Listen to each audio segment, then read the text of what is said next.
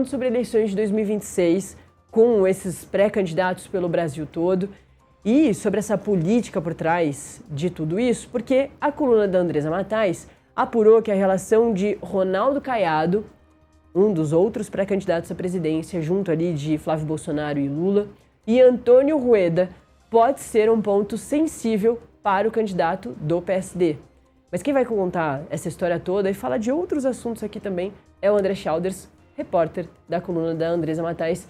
Chalders, muito bom dia, sempre um prazer te ter aqui. Bom dia, Natália, bom dia, ouvinte, tudo bom? Cara, eu tava achando que esse número, Natália, ao lado do ao vivo, era tipo o endereço de IP do site, alguma coisa assim da transmissão, entendeu? Sim. Mas não, 3.999.000, incrível, né, cara? Incrível. Daqui a pouco a gente tá chegando a 4 milhões aí. Isso significa Bom, o quê? lá. Festa pra gente, festinha da firma. Eu tô falando aqui, inclusive Exato, ao vai ter vivo, uma festinha da firma. os chefes ouvirem isso, hein? Ajudem a gente a ter a festinha da firma, galera. Enfim, o que acontece, Nath? Antônio Rueda, né? Chamado em Brasília, conhecido por aqui como Tony Rueda.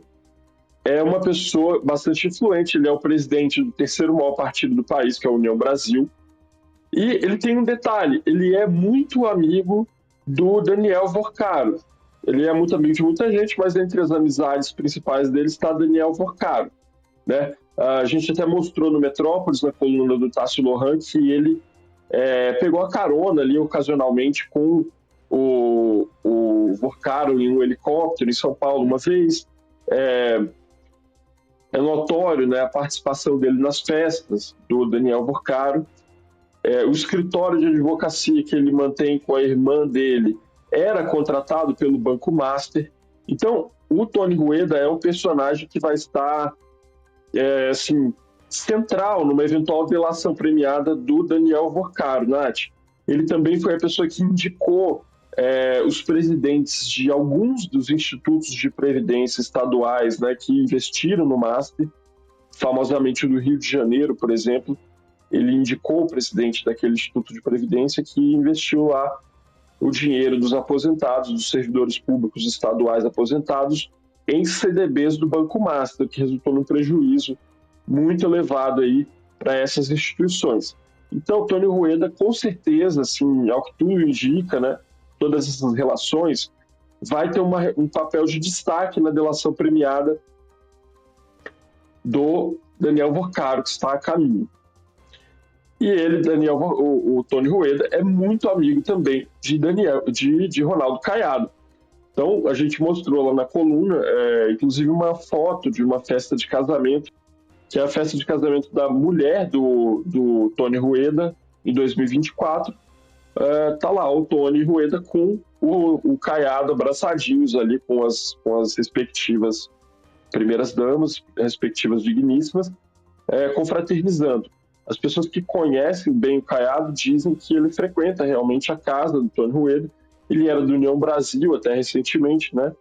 Então, essa relação dele é vista como um problema já na campanha. E, assim, é lógico que o fato dele ser amigo de uma pessoa ligada ao Vorcaro não implica ele automaticamente. Ninguém está dizendo aqui que o próprio Caiado tivesse alguma relação e tal. Mas na campanha existe a percepção de que isso pode ser explorado pelos adversários, né? Uma vez que você tem essa relação bastante próxima dele com um personagem, Nath, que vai ficar aí em evidência nos próximos meses, muito provavelmente, decorrência da delação do Vorcaro. O Chalders, e esse é um momento delicado ainda para os pré-candidatos, porque o Ronaldo Caiado, sim, desbancou, né, pessoas importantes, que têm bons desempenhos, o Ratinho Júnior, o Eduardo Leite, que eram as outras opções ali do PSD, sim, desbancou, mas ainda é delicado porque o partido precisa ainda confirmar aquilo que o Gilberto Kassab, presidente, acenou, né? Bom, ele ungiu o Ronaldo Caiado como esse grande vencedor dessa corrida ali pré-campanha, mas é um momento bastante delicado para os candidatos, né? Ou para quem quer conseguir. Então isso que vocês trazem na coluna é bastante importante de se colocar. E não só do Ronaldo Caiado, mas eu sei que vocês estão atentos a tudo isso. Isso também faz parte desse momento de pré-campanha, que a gente vai acompanhar ainda por algum tempo, mesmo abril sendo um mês emblemático sobre as trocas de partido, sobre essas definições de quem vai sair dos cargos e tudo mais, mas ainda tem um tempo grande e importante para essas pessoas todas ficarem nas suas, fazendo tudo direitinho, porque a coisa pode mudar, né? Exato. Nessa sexta-feira agora, Nath, dia 3, termina o prazo para troca partidária, né? Então, quem quiser concorrer às eleições precisa estar afiliado aos respectivos partidos até essa sexta-feira.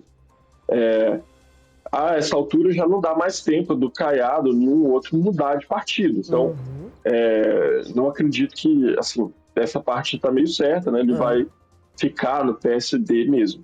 Agora, até de sexta-feira, até as convenções partidárias, lá no começo do segundo semestre, que é quando se define realmente quem são os candidatos, ainda tem alguns meses. Ainda tem águas que podem rolar, né? Então, assim, é natural, no caso da maioria dos candidatos, que exista um escrutínio agora sobre eles. Veja o caso, por exemplo, do Lula. O Lula, ninguém tem já hoje nenhuma dúvida de que ele vai ser o candidato, né? Até no começo do ano tinha uma especulação de que talvez ele fosse substituído pelo Haddad e tudo mais. Hoje em dia, essa dúvida praticamente já não existe. O Lula já está sacramentado como candidato do PT, com Alckmin como vice. Muito bem. No caso do PL, mesma coisa. Existia um debate, Tarcísio, Michele, etc. Hoje em dia já está sacramentado que vai ser o Flávio. No partido Missão, Renan Santos vai ser o candidato do partido Missão.